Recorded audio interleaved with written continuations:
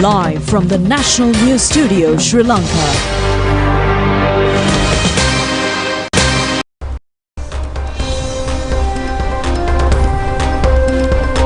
A pleasant evening and a very warm welcome to the National News broadcast. We're coming to you live from Rupavahini's News Studios. I'm Anjali Ananda. And I am Lakshitendra Singh. We start off by taking a quick look at the headlines for tonight.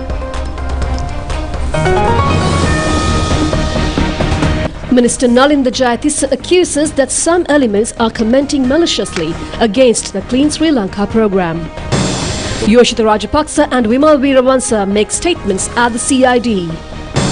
Thalatha Attukorala appointed as the General Secretary of the UNP. The Prime Minister says that there will be a transformative change in the education in future. 130,000 delayed driving licenses will be issued within this month. New tires manufactured in Polonnaruwa are exported to 15 countries. China is vulnerable for another virus after the COVID-19.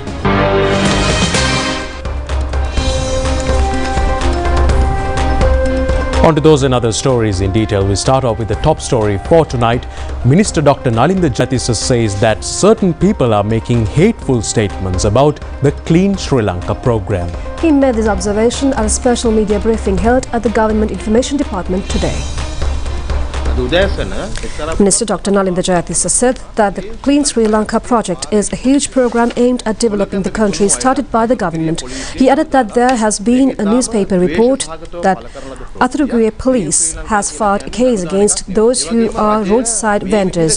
The minister said that this is an extremely hateful statement made by the print media. He also said that Clean Sri Lanka is not a project aimed at filing cases against people or to arrest them. He also pointed out that the same newspaper had published misleading reports that will cause disunity among the people. The minister also pointed out that the newspaper had also reported that the Public Security Minister Ananda Vijayapala had said that there is no harm to commemorate LTTE members. At the same time, the paper also reported that the minister had not made such a statement at any point of time. He further said that the same newspaper had also published a report stating that soldiers provided to temples have been called back into the barracks and that the same is not also an erroneous news. The minister also said that during the past 3 weeks of time, the newspaper belonging to Mr. Jayavira had reported of more than 35 cases of firing island-wide. He added that the newspaper is continuously launching a campaign to create disturbances among various communities of the country. The minister also stressed that as a government, freedom of media would be safeguarded, but certain activities with ulterior movements or motives carried out by certain newspapers and media channels would be scrutinized by the government and action would be taken against them. The minister clarified that the safety and unity is the utmost importance to the government. He also said that false propaganda propagated by newspapers would not be approved by the government, which are aimed at fulfilling the political intentions of certain businessmen and politicians.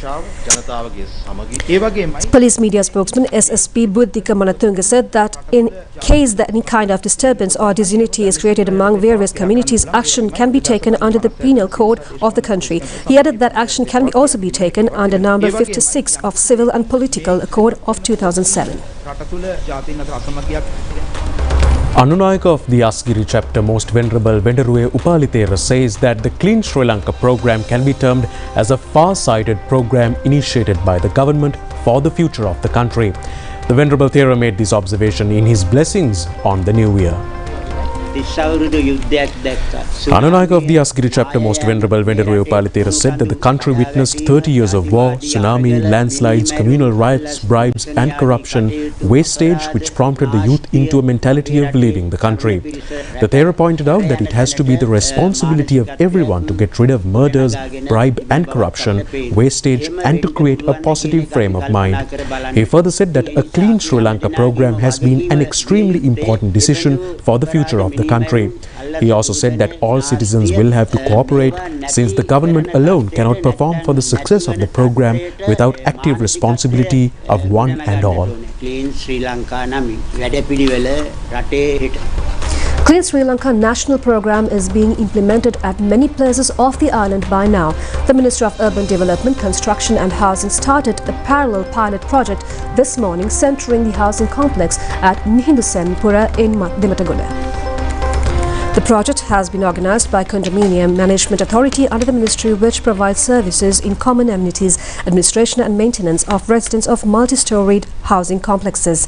About 2,500 residents live in 820 housing units of the Mihidu Senpura housing complex in Dematagoda. Awareness has been created among the people regarding the aim of Clean Sri Lanka program as a first activity. Secretary of the Ministry Ranjit Aryaratna and officials of Condominium Management Authority along with others joined the project. The process has been started by distributing sets of equipment required in cleaning activities by selecting 10 persons each from 6 multi-storied housing units. The responsibility of maintaining cleanliness of the houses and the environment on a daily basis had been entrusted by arming them through the leadership concept. It is expected to make Clean Sri Lanka aim a success with the support of all residents by maintaining continuous cleanliness. The assistance of officials of the Colombo Municipal Council, Water Supply Board and Urban Development Authority has also been obtained. A medical camp was also conducted by the Colombo Municipal Council for the residents of multi-story housing complexes. The maximum contribution of the residents is expected in order to make the program a success. Differently abled persons can contribute to the development of the country. Although they have been provided with all necessary facilities in foreign countries, their requirements are not being properly fulfilled in Sri Lanka. Around 1.8 million differently abled persons are living in the country right now. They too are part of our society. Although normal persons get the necessary facilities in order to fulfill their requirements, persons with different abilities are not getting the same facilities. They say that they can contribute to the development of the country despite having physical drawbacks. There are problems in common transport service where there is no access for a wheelchair to get into a bus, and problems exist in approaching clinics and laboratories. A sensitivity is required for differently abled persons. ATM machines in banks have not been made differently abled persons friendly. They request to treat them with kindness as the rest of the people in the country. Normal people and differently abled persons are both citizens of the country, since they should be provided with equal facilities.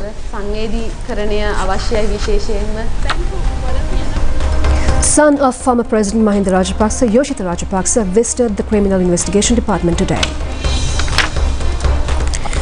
Our correspondent told that he had come to make a statement regarding the ownership of a land located in Kathragama area. He left CID after making statements for about 2 hours. In the meantime, former parliamentarian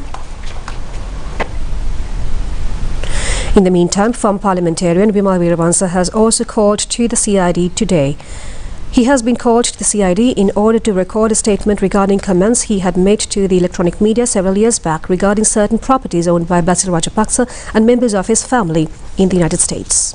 Former MP Vimal Veeravansa said that Basil Rajapaksa has never been employed in the US and whatever property he has purchased in the United States are from the earnings in Sri Lanka. He pointed out that whatever property he has in his name or his daughter, wife, son and son-in-law, he further said that if the properties of Basil Rajapaksa is properly investigated, it will be able to be proved to the country that who is the real thief. Talathathu Korala has been appointed as the first woman General Secretary of the United National Party by Party Chief Ranil Wickramasinghe. Vajira Bewardena said that the United National Party is due to commence a huge program this year required to empower people's sovereignty enshrined in the Constitution.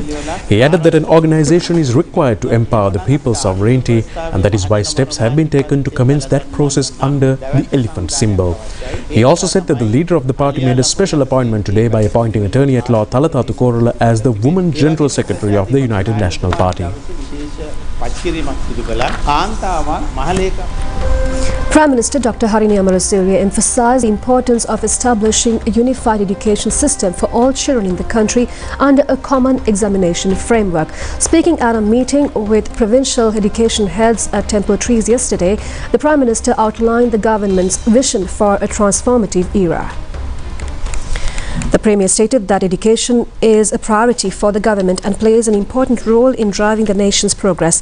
She said that education is a very sensitive topic. When implementing such a transformation, we must act with agreement and understanding to avoid potential crises, she added. She also said that while there may be diverse needs across provinces, we believe that there cannot be significant contradictions in policies. She further said that decisions at the policy level must align with national level objectives. The Prime Minister stressed that education is central to shaping the human resource necessary for the country's renaissance. She also said called for a comprehensive approach to address challenges in the sector, including the need for professional teacher training programs, addressing staff shortages in the educational administrative service, and enhancing nutrition programs for children. The Prime Minister says that both the ideas within the public to end scholarship examination and the cause for starting the scholarship examination should be well considered in taking a final decision. Deputy Minister of Education Dr. Matra and several others were present at this occasion.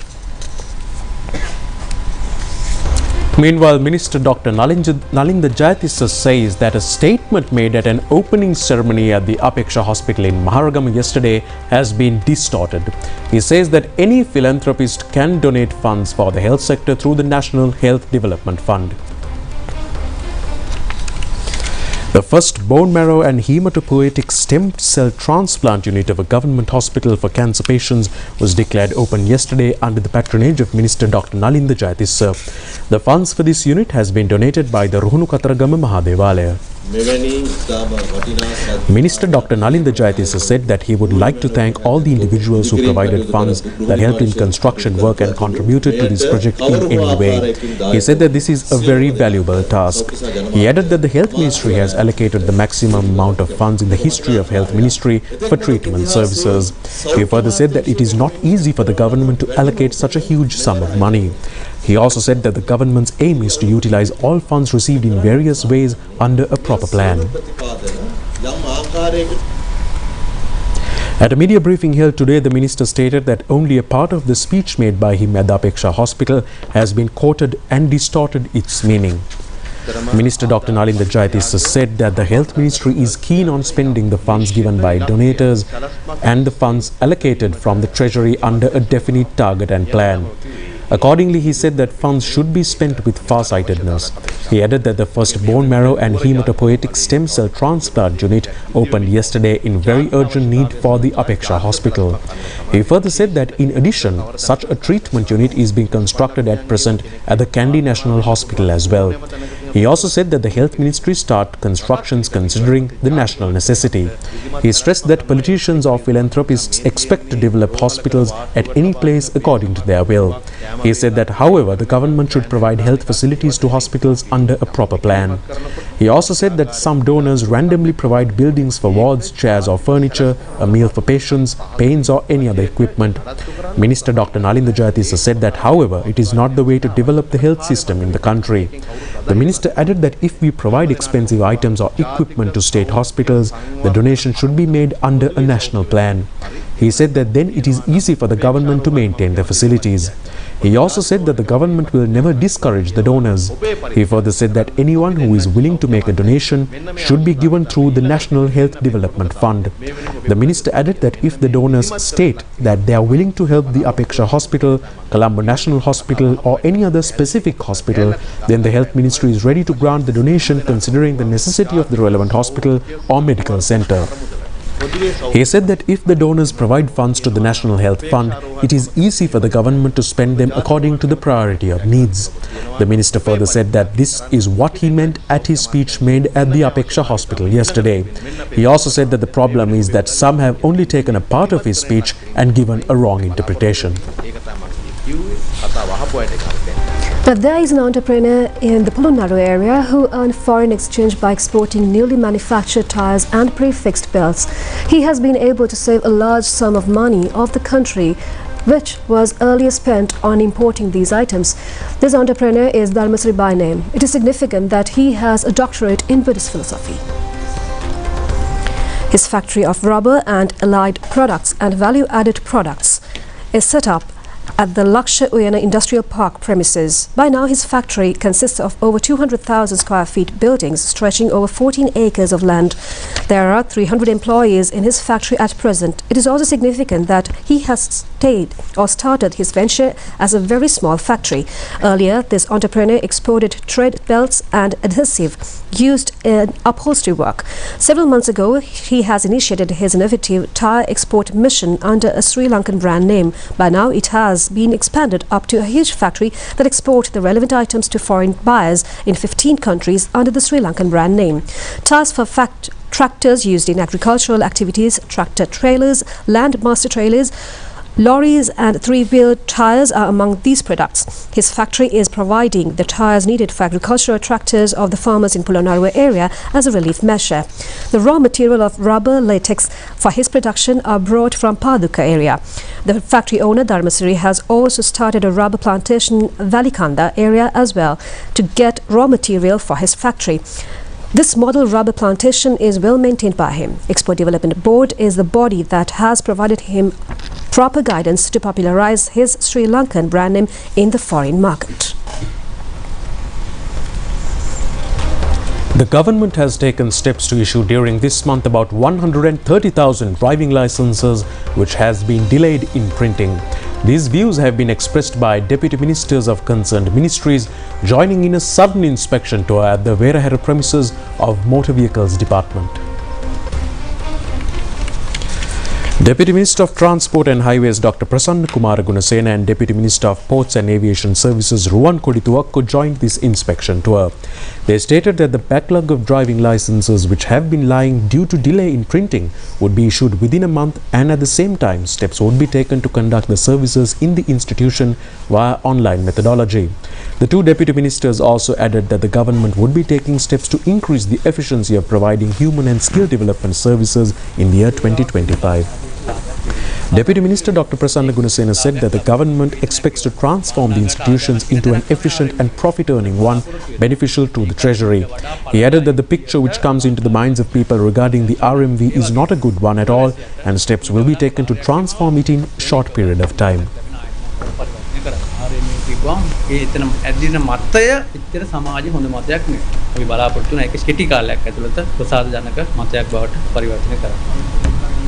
Meanwhile, discussions in order to provide solutions to the problems faced by local and foreign tourists in Sigiri area has also been held under the leadership of Deputy Minister of Tourism Dr. Ruwan Ranasinghe.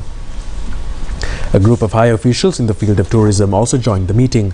Attention has been paid regarding queues near the entrance ticket counters, non-availability of first aid locations, lack of street lighting and non-availability of adequate water facilities to host and a host of other problems. Discussions were also conducted in improving public conveniences. The Department of Archaeology has been advised to immediately repair the fountains which have been non-functioning due to improper renovations. Deputy Minister Dr. Ruwan Ranasinghe said that a national requirement has been expressed in order to carry forward the tourist industry, where it will contribute to the economy of the country. He requested everyone to come together to make the program a success.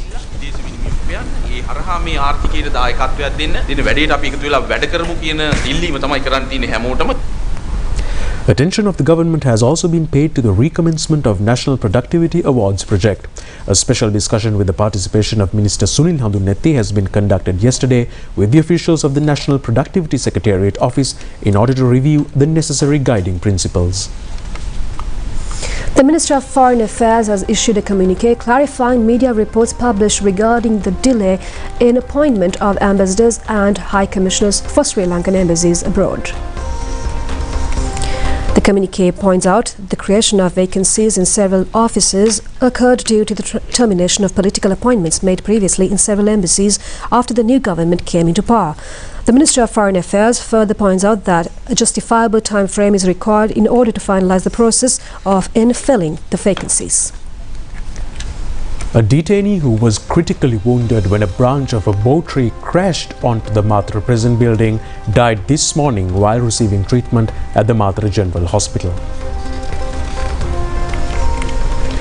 The branch of the tree crashed onto G and F wards where the detainees have been kept. The person who died this morning in this incident has been identified as a 43-year-old resident of Devinura area who has been in prison for 10 months for not paying alimony in a divorce case. It has been reported that he has another 6 cases pending against him in the court. So far, 2 detainees have died in the mishap and another 3 are undergoing treatment at the Matra General Hospital. Another 7 detainees who have recovered have been transferred to the prison yesterday evening. Media spokesman of the prison's Gamini Bidisanayaka said that 55 detainees have been transferred to the Angunukola Palace prison since 2 buildings have been damaged due to the crashing of the branch of the tree. Other detainees have been kept in other buildings, he added. The removal of the tree is being completed by now. He further said that the incident is a random accident and the prison headquarters have instructed officials to evacuate detainees to safety. Measures have been taken to resume handloom textile industry again. Accordingly, a handloom centre was opened recently in Athanagala. This has been initiated by the Western Provincial Handloom Textile Department with the coordination of National Entrepreneur Development Authority. Accordingly, women societies of the National People's Power at Kalalpitiya in Nittambo jointly started this project using hand machines to manufacture various clothes. Handloom industry was very popular at many households and handloom schools during the 60s and 70s. Under this project, bed sheets, towels, saris and many other items were produced as self-employment projects. Later, the industry was abandoned due to many reasons. The government has decided to restart the handloom weaving schools in an innovative manner. The Athanagala Weaving Centre, which was started under the patronage of Assistant Divisional Secretariat Sandhya Matra, has also focused attention to provide training to unskilled women. The Meteorology Department says that a temporary decrease of rain can be expected in the northern, north central, eastern and Uva provinces from today. However, several districts may receive several rounds of rain further. Accordingly, several rounds of rain may occur in the Uva province and in the Ampara and Hambantota districts. Intermittent rains or thunder showers may occur in the western, Sabaragamu and central provinces and in the Galle and Matra district in the evening or at night. Thunder showers may accompany with temporary heavy winds and lightning. People are requested to take precautions to minimize dangers of gale force winds and lightning. Winds of up to 50 to 60 kilometers per hour may occur in the sea areas of the coastal belt stretching Colombo to Kankasanture via Puttalam. Accordingly, the relevant sea areas can be rough at times. The wind speed in the sea areas of the coastal belt from Kankasanture to Matra via Trincomalee, Batiklo and Hambantota may be 40 to 50 kilometers per hour.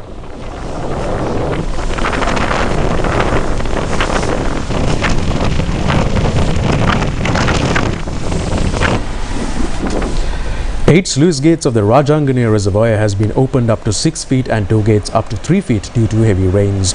A capacity of 14,300 cubic feet of water per second is released to the Kalaoya from this reservoir. Meanwhile, 2 sluice gates are open at Angamu Reservoir, releasing 670 cubic feet per hour.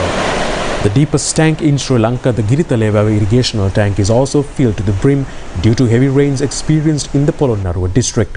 Our correspondent stated that the Girithaleva irrigational tank is overflowing since last evening. The overflow bund constructed at the zigzag style at the CP town area discharges excess water of the Girithaleva irrigational tank, making marvelous scenes. Since the overflowing water is released to the Handloom, people living close to either banks of the Hatmuna have been requested to be vigilant on rising water level.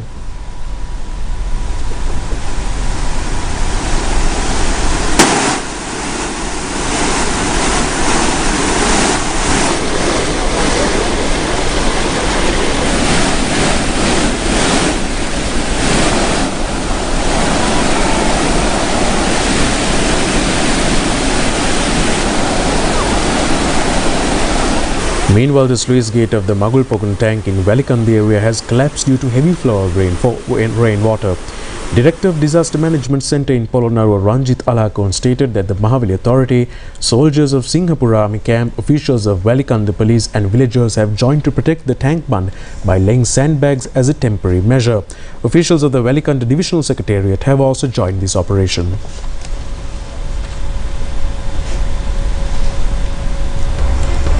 That's all the stories from home. Stay tuned with us for news overseas coming your way after this short break.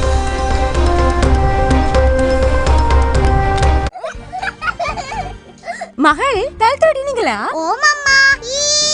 මහන් පුස්තක බෑග ආයතමා. Oh මම්මා ready. நீங்க கேட்ட lock பண்ணீங்களா? ஓம்.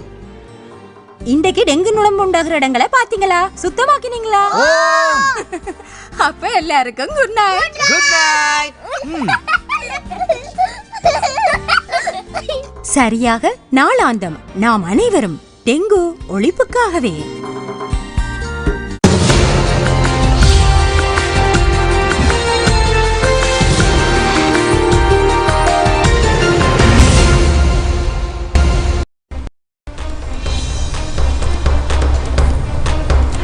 China is facing a rise in respiratory diseases or infections, notably from rhinovirus and human metapneumovirus, particularly in children under 14 years of age.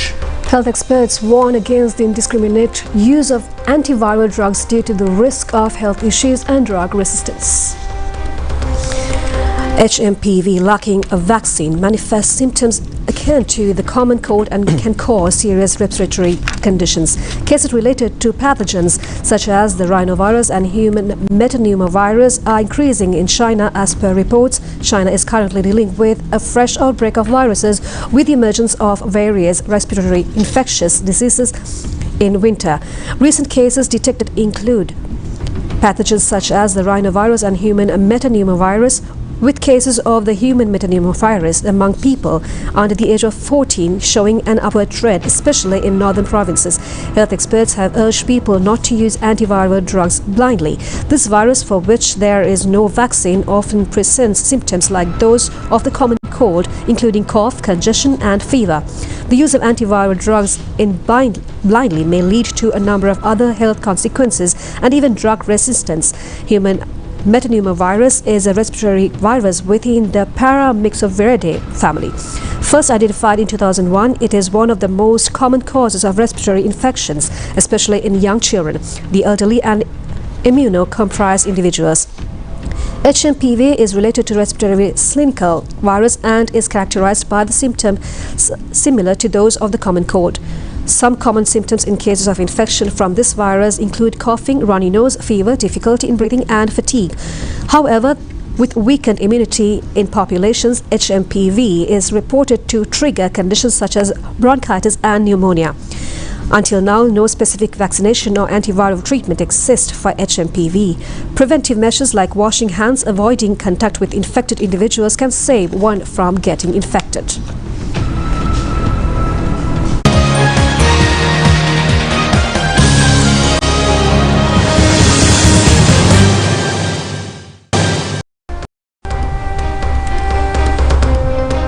The first innings of the Indian team has been restricted to 185 runs in the fifth cricket test between India and Australia. The total has been recorded as the second lowest total scored by any team in the first innings of a test match played at the Sydney Cricket Stadium since 2001. India winning the toss decided to bat first. Accordingly, Yashasvi Jaiswal along with KL Rahul opened the innings. KL Rahul was out for 4 runs when the Indian total was 11. Yashasvi Jaiswal scored 10 runs. Rishabh Pant top scored for India with 40 runs and the Indian team was able to score only 185 runs. In bowling, Scott Boland of Australia captured 4 wickets while Mitchell Starc took 3 wickets. At stumps, Australia was 9 for the loss of 1 wicket. Indian players were seen to react when Usman Khawaja of Australia was out to a ball from Jasprit Bumrah. In case the match ends in a draw, Sri Lankan team can entertain hopes of qualifying for the finals of the World Test Championship. According to test ratings, South Africa is in the top spot. They have already qualified for the final match in the tournament. Australia is in the second place while India is in the third place. Sri Lanka remains in the 5th place in the ratings.